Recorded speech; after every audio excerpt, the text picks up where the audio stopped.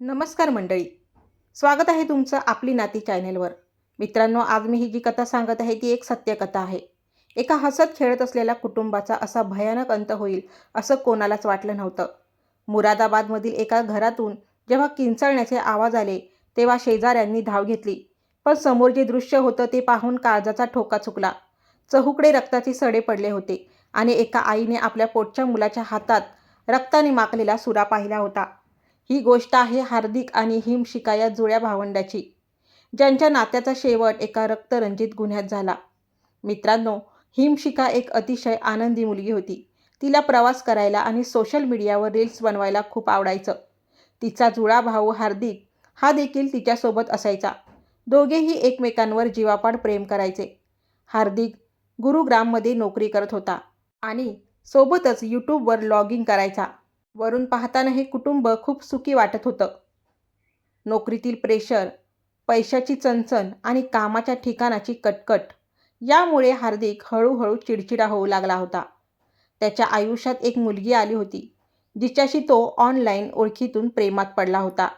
पण ही मुलगी दुसऱ्या धर्माची असल्याने घरातून आणि मुलीच्या घरूनही या लग्नाला विरोध होता. हिमशिका त्याला वारंवार समजावून सांगायची की अशा मुलींच्या नादात तू तुझं करिअर खराब करू नकोस. मित्रांनो, काही दिवसांनी होळीचा सण साजरा करण्यासाठी दोघेही मुराबादला आले होते.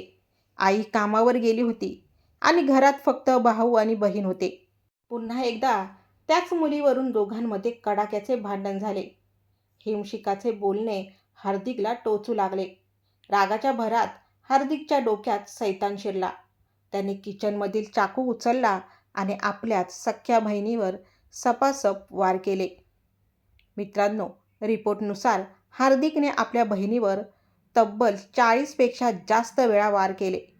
हिमशिका आपला जीव वाचवण्यासाठी घरात इकडे तिकडे धावत होती, पण हार्दिकने तिला सोडले नाही.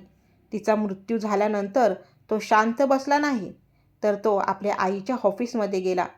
तिथे जाऊन त्याने आईला एक सरप्राईज द्यायचे आहे असे सांगून घरी आणले. आईने जसा दरवाजा उघडला, समोर आपल्या मुलीचा मृतदेह पाहून त्या किंचाळल्या. त्या क्षणी हार्दिकने आपल्या आईवरही चाकूने वार करण्यास सुरुवात केली.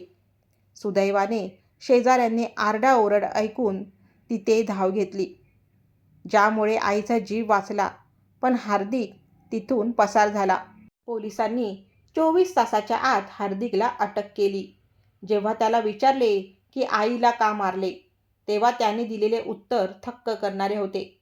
तो म्हणाला, बहिणीला मारल्यानंतर मी जेलमध्ये गेलो असतो. मग आई एकटी पडली असती. तिला त्रास झाला असता, म्हणून तिलाही मारायचे ठरवले.